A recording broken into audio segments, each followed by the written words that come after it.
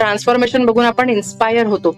Inspiration म्हणजे बाहेरून आलाय, कुणाला तरी बघून आपल्याला छान वाटतं आहे, ती एक जे आपल्या मनाला टच होतं की अरे वा कोणीतरी किती छान केलं, दॅट इज इन्स्पिरेशन. मग ज्या वेळेला आपण हे इन्स्पिरेशन स्वतःहून आपल्याला वाटायला लागतं की अरे मला पण असं काहीतरी करायचंय, दॅट इज मोटिवेशन. पण मोटिवेशन जे असतं ते टेम्पररी असतं. दो इट इज इंटरनल, ते शॉर्ट लिव्ड असतं, थोड्या वेळासाठी चालणार असतं.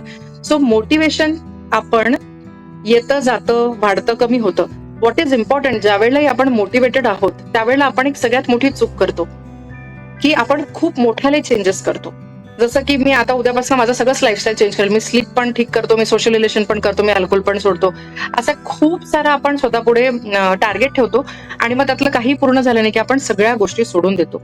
सो इम्पॉर्टंट आहे की आपण, म्हणजे एक उदाहरण की आपण पुस्तक वाचायला सुरुवात केली, पहिल्या दिवशी 100 पानं वाचले. रोज मी नाही वाचू शकणार, माझ्या लाईफस्टाईलमध्ये रोज मला एवढा वेळ नाही मिळणार कदाचित. पण मी जर ठरवलं की 1 किंवा 2 पानं वाचेल तर ती कन्सिस्टन्सी राहील आणि छोटी हॅबिट फॉर्म होईल. तर मोटिवेशनला आपल्याला इम्पॉर्टंट आहे, ज्यावेळेला मोटिवेटेड आहे त्यावेळेला स्वतःला एक छोटीशी हेल्दी सवय लावायची.